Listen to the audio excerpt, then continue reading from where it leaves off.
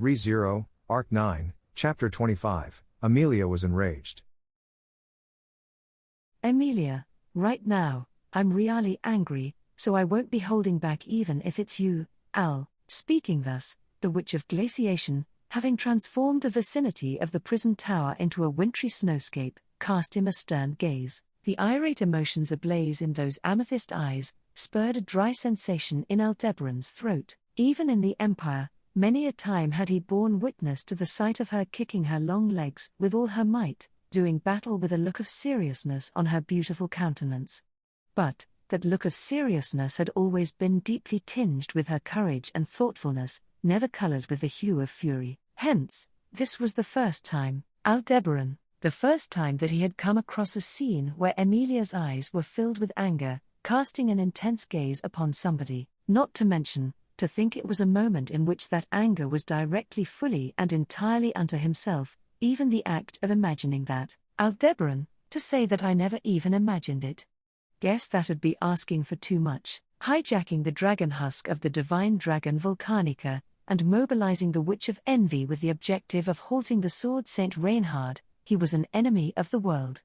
Even before all that, the moment he sealed away Natsuki Subaru, even if not on the scale of the whole world, there were a great number of people who thus became enemies of Aldebaran. Emilia was at the forefront of that list. This confrontation was the inevitable price he had to pay for the decision he had made. What's this? How peculiar. It seems like you've angered her quite a bit, uncle. That Oni-san is terrifying when you anger her, did you know? Aldebaran, shut up. Oh, scary, scary. Carried on Aldebaran's shoulders, the immobilized Roy sneered in ridicule. The circumstances of Roy's capture had been through combat with Natsuki Subaru's group at the Pleiades watchtower. Naturally, Emilia was also present there. It made sense for him to know her. Even before that, Roy had eaten many names and memories in Pristella, and it would not have been strange for some of those among them to have known Emilia. Hence, what he currently ought to focus on was not Roy's slimy persiflage, but rather, Aldebaran. Yo, what a coincidence to run into you here, miss. Laboring to select the words for his first vocalization, Aldebaran opened his mouth, but, unfortunately for the effort he had spent to select those first words, it had been meaningless. That was because, Aldebaran, HK, halfway through Aldebaran's utterance, which aimed to examine his opponent's approach, Emilia pitched forward, ushering an explosion of the snow accumulated by her feet, her silver hair fluttering as she kicked off the ground. Amidst his snow-blanketed vision, directly after he perceived the glisten of her fluttering silver hair, Emilia, sparing no measure, a gauntlet of ice was driven directly into Aldebaran's solar plexus. Time rewinds a bit before that blow to the solar plexus. Subaru and everyone else. That's the word from one of my people. Everyone in the tower has been taken out. The one who informed them of this was Felt, who was staying in the royal capital at the time. It was their first reunion since the events of the Watergate city of Pristella, but they had no time to catch up on old times. To begin with, Emilia's reason for visiting the royal capital was not a pleasant one. She had to report to the royal castle that Priscilla Bariel had lost her life in the Wallachian Empire. Emilia was deeply grieved to have to bring back news that would significantly affect the royal selection and, above all, sadden the many who knew and loved Priscilla. What Felt had told Emilia was a huge blow. Emilia, Al, why would he do something like that? Those were words Emilia could not bring herself to say. If Al were to do something reckless now, there was no way it would not be related to Priscilla's death. Al's devastation at losing someone so important to him placed him into an unbearable state, which is why Emilia and the others listened to Subaru's plea and saw them off to the Pleiades watchtower. She believed that this would give Al a chance to recover or at least a chance to move forward. But despite that, Felt Summer, may I ask you for more details? Next to Emilia, who was biting her lip and clenching her fists, was Otto, who had come to the royal capital with her, and asked Felt. In contrast to Emilia, who was overwhelmed by the devastating news, Otto's expression, with his eyes fixed on Felt, was calm, and his voice was steady. But Emilia knew what it meant when Otto acted like this, that he was at his angriest. Felt sensed the quiet pressure emanating from Otto's anger, which was well known to everyone in Emilia's camp, and crossed her arms, replying, "Yeah, sure." Felt, Nia-chan and the little spirit are being held captive by the helmet bastard. I don't know how, but it seems he doesn't intend to kill them. Otto, no intention to kill? What about the others at the tower? Felt, Flam contacted me and said it's okay. Meili and Emilia Nichens made us safe. But our sensei and that Garfield guy got pretty beat up. It looks like he didn't take their lives. Otto. Is that so? Thank you. Felt, that ain't something to thank me for. I would have felt worse if I knew how they were and didn't tell you. After telling her everything without hesitation, Felt looked at Emilia, who was still clenching her fists. Struck by the intensity of Felt's gaze, Emilia gasped. Then, Felt continued as Emilia's cheeks stiffened. Felt, we've decided on our plan. We'll use Reinhard to get back to our territory as quickly as possible. We need to consult with Rom-G and figure out what we need to do next. Emilia, isn't that the Astria domain? If so, it's close to the Augria sand dunes, so we can go with you, Felt-chan. Otto, no, we should not do that, Emilia Summer. Emilia, what? Emilia leaned eagerly forward, but Otto's calm voice stopped her. However, Emilia was confused, as she did not understand why she was being stopped. After all, she had to rush to the tower where Subaru and the others were in trouble. Emilia, is it because Reinhard will have a hard time if there are more of us?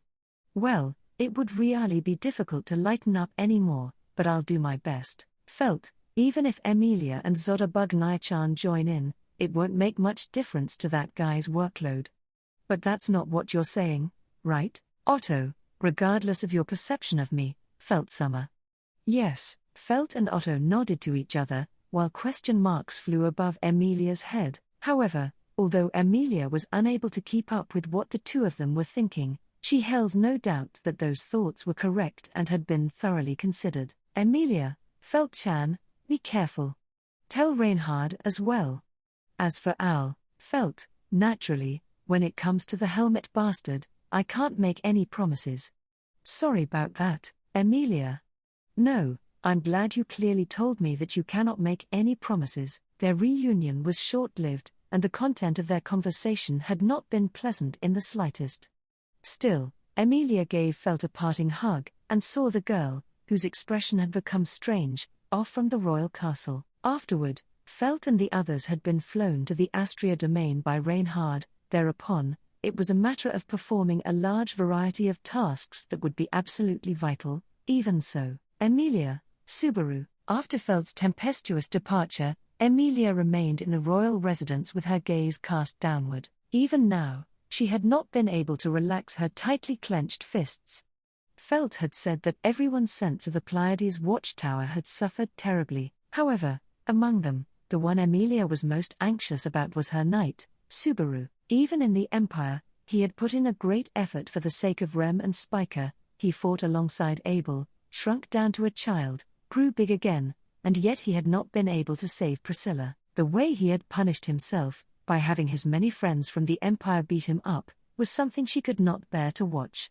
And yet, the kindness Subaru had shown in consideration of Al was betrayed. Emilia, a strange sensation had been lit deep within her chest, and it bubbled forth, making Emilia aware of the heat within her own heart, a feeling that was neither sad nor heartbreaking. It was an emotion that Emilia had rarely harbored, and was thus greatly perplexing to her. A sensation like this, within her chest, in the depths of her eyes, at the very core of her heart, this feeling as if vigorously boiling. The last time she had felt this way was during her confrontation with Regulus, back in Pristella. At Regulus, who had bound the hearts of his brides, Sylphie and the others, for utterly selfish reasons, Emilia had been truly furious. The same rage as back then, or perhaps one even greater, now burned within her. Otto, Emilia Summer, thank you for granting my plea. Emilia, Otto-kun. Emilia, who had realized that she was greatly furious, to the extent of being nearly unable to contain it, had intuitively understood that Otto, who wore a calm expression, was also feeling the same. That was to be expected. After all, being worried for Subaru and the others, Otto was one among those who had accompanied Emilia and the others to the Empire. This state could not be allowed to continue. Emilia, eep, making a loud thwack sound, Emilia slapped her own cheeks with both hands. It was an act so unexpected that Otto exclaimed, Emilia Summer? In astonishment. Feeling sorry about that, Emilia lowered her hands from her stinging cheeks. Emilia, just now, my mind was going haywire, and I didn't feel like I would be able to speak properly, that's why. But now, I feel all right. Well, the all right part was a lie, but I can speak properly. Otto, is that so? In that case I too shall. Emilia, yikes. As Emilia nodded, a thwack resounded as Otto also slapped his own cheeks the same way she did. Having done so with such a strength, Emilia was startled by the sound that was loud enough to invoke doubts about an impending nosebleed. However, Otto did not get a nosebleed, but his cheeks were likely just as red as Emilia's own. Otto. I shall explain the reason behind why we did not accompany Felt Summer. It is because there would be no point to us going and to prepare for an unlikely possibility. Emilia, please continue. Emilia did not interrupt the explanation that Otto, with both his hands upon his cheeks, was giving. She had questions. She had plenty she wanted to say. But first, she would listen to everything the other person had to say. For Otto would have already prepared a proper reply for nearly everything Emilia was concerned about. Otto, if Reinhard-san is on the front lines, then there is no point sending in anyone based on their military might. Felt Summer must also understand that. Then, the reason why she still decided to return to her domain would be, Emilia, that's so she could prepare? Otto, correct. Just think about it. Aside from Natsuki-san and the others, if Felt Summer's companions in the tower were attacked, Reinhard-san would obviously appear. Despite all of that, Al-san.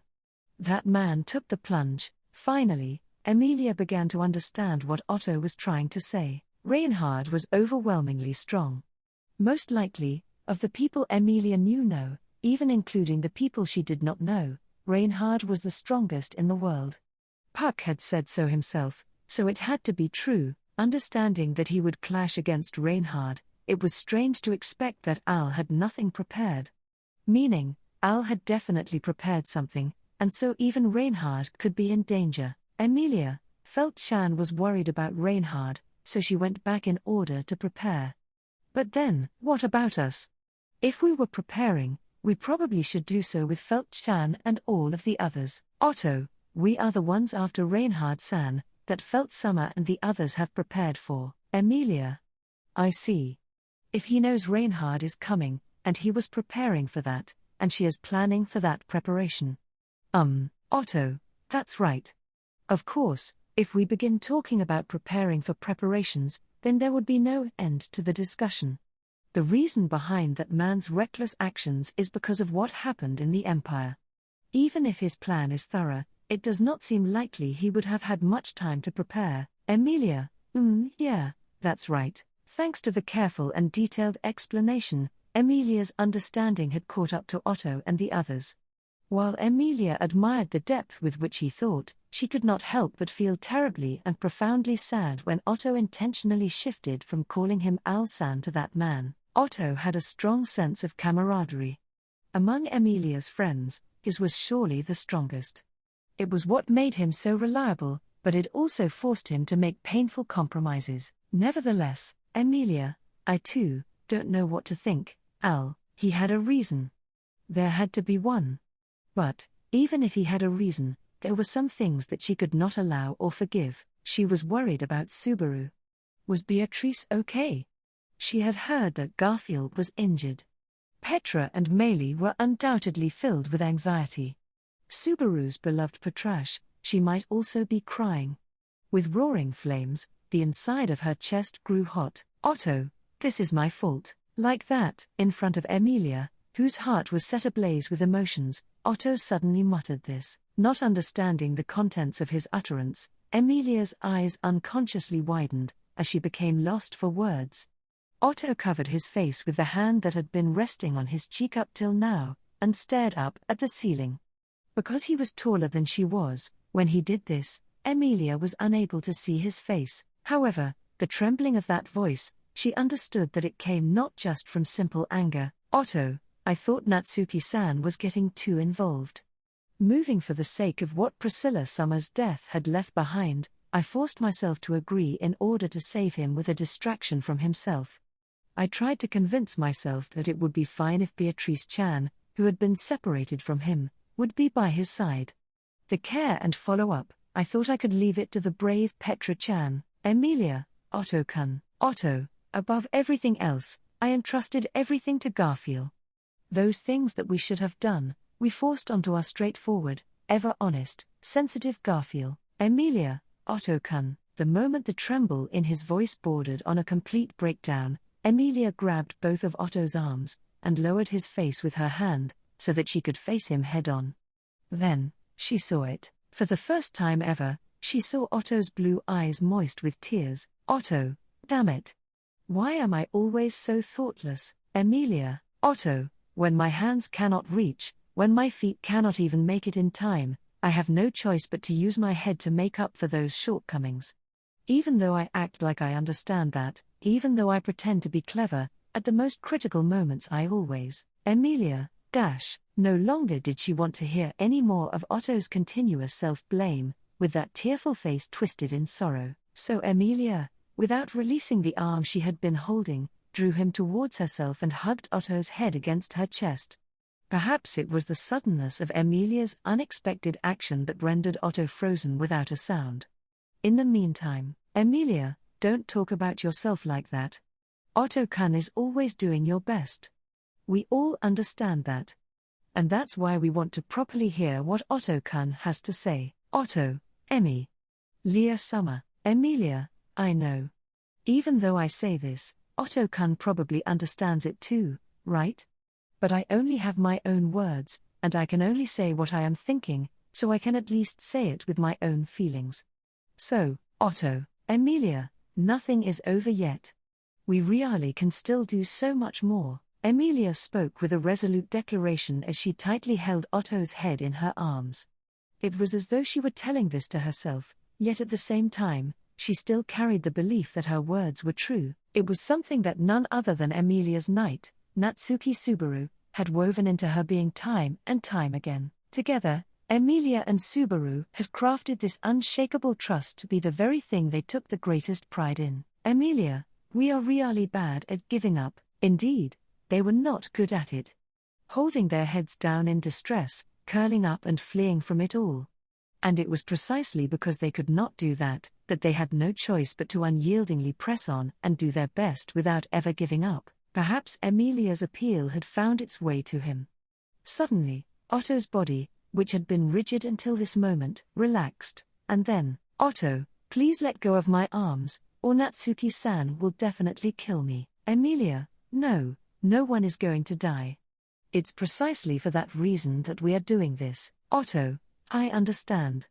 I understand, so please let go of me. Emilia begrudgingly let go of the squirming Otto's arms. She watched him intently, as if to ensure that he had truly recovered. Otto wiped his brow with a handkerchief and let out a sigh. It was a large, deep sigh. Otto, I know it is not the time for this, but I just remembered. Emilia, what did you remember? Otto, the reason as to why I am giving my assistance to Natsuki-san and Emilia Summer. Otto spoke these words calmly, using his handkerchief to lightly wipe away the remaining traces of his tears.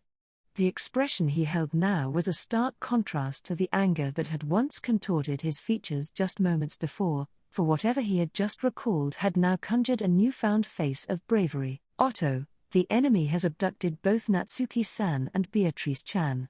There must be a reason as to why they did this.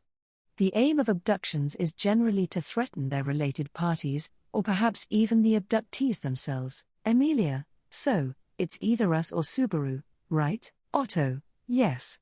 If the divine dragon truly is involved, it will prove to be an issue for the entire kingdom. Whatever role we must fulfill, let us do so in the royal capital. Emilia. Yes, let's do that.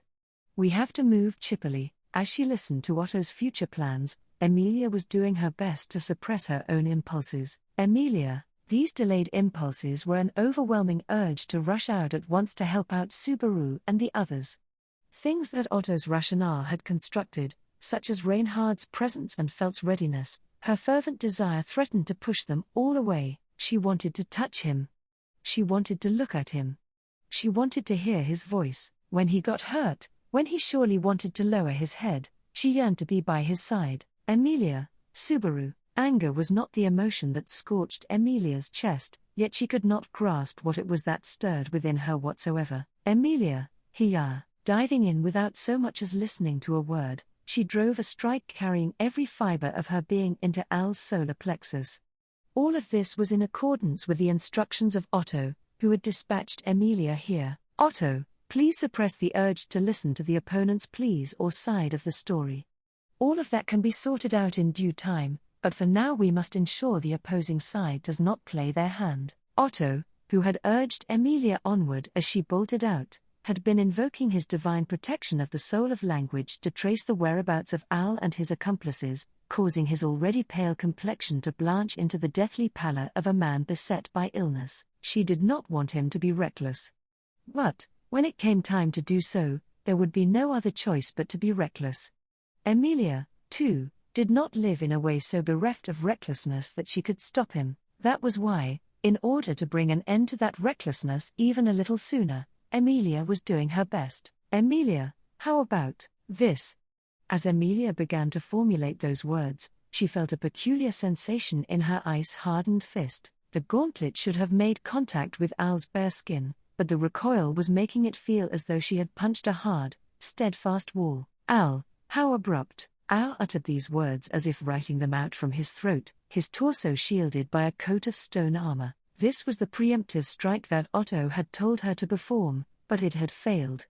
Still, this was not the time to dwell on it. If the first strike did not connect, then she would just have to try again a second and a third time. Al, the fact that you ain't even gonna lend an ear is kinda cold. Emilia, that's. Al's the one who MMPHH. Al, MMPHH, Emilia, I promised not to say. Though Al's stone armor had absorbed the punch, the impact had flung him backward. As he said those things, Emilia had forcibly shut her own mouth mid-retort, then formed a two-handed hammer of ice, sweeping it at him in a horizontal strike. The one-armed Al was bearing a small figure slung over his right shoulder. Whilst thinking it unfair to exploit that handicap of his, Emilia deliberately aimed a blow toward Al's left side. The strike, unleashed at her full strength, was going to be very painful if it landed. But painful was not all that it would be. Al, tch. Al caught Emilia's underhanded attack with his left arm, a limb of stone forged through magic. But despite blocking the attack, he clicked his tongue, and promptly destroyed and discarded the arm he had gone through the trouble of creating. The reason for this was that the area struck by the ice hammer was beginning to freeze over, the encroaching frost having been about to reach Al's body. Otto, if we set aside our emotional concerns, capturing that man alive is an absolute necessity in order to rescue Natsuki-san and Beatrice Summer. In that respect, your fighting style is a compatible fit, Emilia Summer. Nonetheless, Emilia, I promised that I wouldn't be reckless like Subaru. Keeping that exchange and the promise she had forged with Otto before her departure close to her heart, Emilia conjured a new set of twin ice swords. Emilia's ice brand arts, her usage of it had gained a new variation. Her weapons of ice would freeze her opponents upon impact, robbing them of control over both their body and weapon. It demanded a modest increase in mana consumption in comparison to her ordinary weapons, but was within the standard error deviation so long as she would not be fighting too much to stop an opponent without taking their life. The possibility of this new martial art was what Emilia had desired. Ah. Uncle, it seems you've gotten yourself into a real pickle, haven't you? Al, shut it. Casting aside the artificial arm that had begun to freeze over, Al shouted at the heckler he was carrying. Upon seeing that the person that Al had gone through such lengths to carry was none other than Roy Alphard, who had been held in captivity in the prison tower, Emilia bit her lip. Roy, the Sin Archbishop that Emilia's comrades had done their utmost to capture at the Pleiades watchtower with the help of Anastasia's own group. Julius in particular had exerted the utmost of efforts, and his decision to not take Roy's life, as well as Anastasia's courage to accept that, were things that Emilia had looked exceedingly favorably upon. Emilia, but now, they'll both be so disappointed. Whatever his reasons might have been, Emilia would hold Al here and now. And alongside him, she would also detain the one whom Al brought out, Roy. Al, I ain't got a single reason to go along with your intentions, though. Immediately after vocalizing such enthusiasm, Al's feet underwent a sudden upheaval, and the two runaways were launched into the sky. In such a manner, he was distanced from Emilia, and made an attempt to flee from the scene. With a late start, Emilia would be unable to catch up to him even were she to extend out her ice. But, Emilia, icicle line, a barrier of ice and snow was deployed around the prison tower, preventing his escape. With a cry of "Groa!" ringing out across the sky, Al's escape sequence ended in failure, thwarted by the canopy of ice spreading out to completely cover the area surrounding him. Then, as Al's head collided against the glacial ceiling, he was left to plummet upside down. Emilia circled around to the spot where he would hit the ground and slammed her twin swords of ice into the suspended Al. Emilia, HK? The twin swords parried by a hard sensation. Emilia's eyes widened, her breath catching. If Al had received the blows with a prosthetic arm, as he had done earlier, it would not have surprised her. Al had indeed created a new arm, but that was not all that had been created. Manifested there were twin swords, fashioned from rock. Al, Earth brand arts, or something like that. Emilia, you copycat. Al, it was Natsuki Subaru who came up with this, yeah? In that case, I've also got the right to use it. Before Emilia, her eyes wide open, Al spun from the recoil of their clashing twin blades of frost and stone. As distance opened up between them, he once again landed upon the snowy ground. Giving rise to sound in his vicinity, stone weapons began to form one after another around Al. Bracing herself at the fact that Al could essentially replicate her ice brand arts with his earth magic, Emilia realized something. With a stone-forged arm, Al wielded stone-forged armaments, but Roy, who was supposed to have been on his shoulder till a moment ago, was nowhere to be found. Emilia, don't tell me. Al, I let him get away in the turmoil just now. It would have been cool to say that, but I couldn't let it happen either. I just discarded him 'cause he was getting in the way. Over there, Emilia's shoulders had been jolted, but Al just shrugged and jerked his chin. He motioned toward the pillar of earth that had risen earlier, to which Roy was affixed upside down in the center. Covered in a quilt of earth, Roy was bound to the pillar, cackling upon receiving Emilia's gaze. Roy, do your best, Oni-san. If Oni-san doesn't win here, we'll have no choice but to do whatever that uncle says. Wait a sec. But even if Oni-san wins, we'll still have to go right back into that prison tower. Haha, guess it doesn't even matter who wins, re-GHT. Emilia, if you can wake up and reflect on your actions, then do that. Giving that answer to Roy, whose gaze fixedly clung to her, Emilia felt relieved for having not let him slip away, and she turned back to Al. Roy, having been freed from the seal that had encased him in magic, was exceedingly dangerous, but with his time having been frozen as well, they had been unable to make him reflect. Thus, Emilia's compromise had been manifested. She was going to confine him in an environment from which he could not escape, and while his consciousness remained, he would be forced to reflect on everything he had done. Emilia, all that can come later, once everything here's all sorted out. Al, that's all fine and dandy, but... What, you finally feel like talking to me now? Emilia, From here then. From here on out, I won't say another word. Al, how cold. Lil miss, I figured you'd understand if I just talked a woe. Al was eager to continue speaking, but towards him was hurled a stake of ice from Emilia, a proclamation of her intent. Al leapt sideways to evade it, and Emilia circled around to his side, thrusting a spear of frost into his flank. The tip of the ice spear was caught by the blade of a rocky sword, shattering both simultaneously. Instantly, the two forged their subsequent weapons, Emilia a rapier of ice, and Al a sword of stone. Thus the clashing of their blades commenced. 'Twas a duel in which blades would be forged upon shattering, and blades would be shattered upon forging. Roy, how nice, so nice, Quite nice, very nice, perhaps it's nice, isn't it nice, it's probably nice, because it appears to be nice. Gluttonous drinking. Gluttony. The sound of Roy's voice as he licked his lips could be heard as he watched over Emilia and Al engage in a sword fight of frost and stone. Whilst deliberately ignoring him, Emilia unleashed a multitude of nimble attacks that she was certain would strike true, and yet, Al had precariously dodged each one, with each narrow evasion filling Emilia with a growing sensation that something was amiss. Her attacks would not hit even when they seemed like they would. It felt akin to driving a kick into formless water. Above all else, Al, I don't want to praise it too much, but that's a well-refined technique.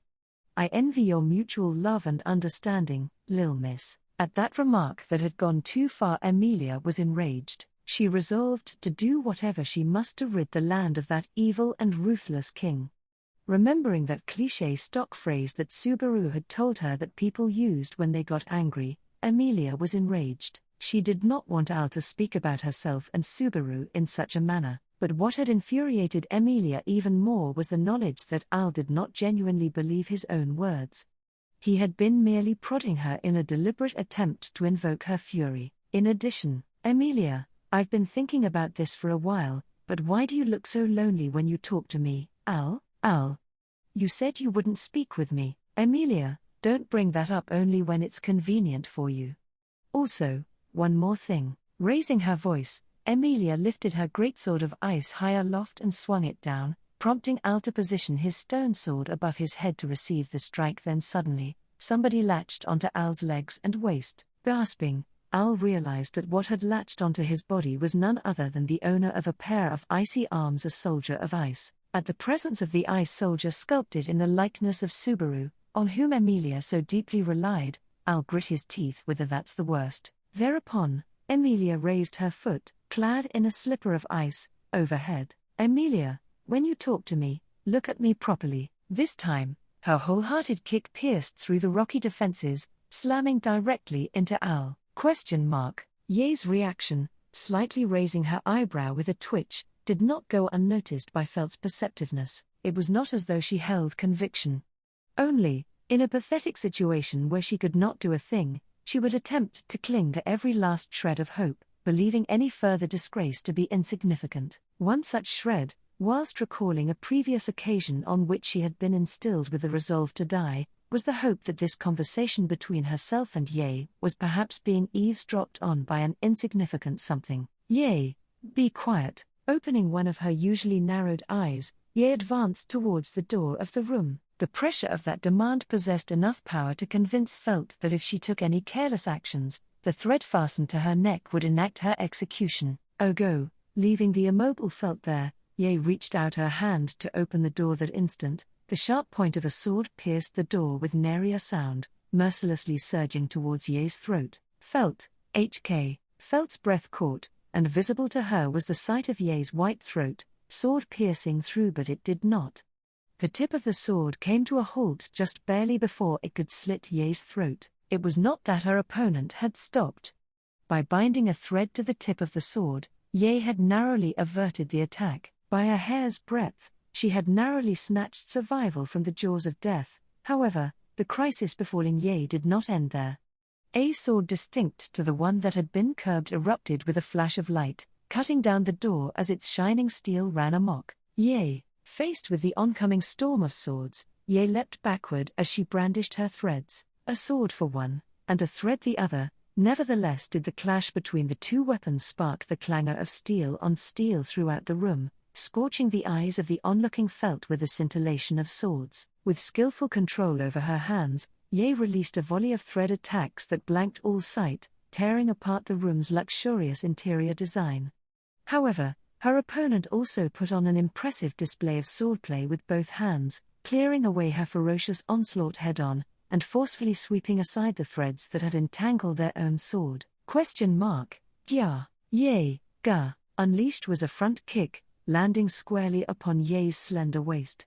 Promptly twisting her body, Ye did a half-spin whilst being blown away, planting her feet on the wall before landing on the ground. Her hands clutched her stomach. Then, training her gaze upon the intruder who had performed those acts, Ye, To so suddenly deliver a kick to a lady's stomach, what a relentless guest you are.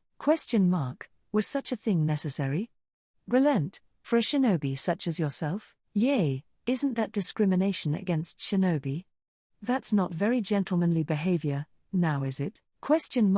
Unfortunately, I possess no recollections of ever deserving to be called a gentleman.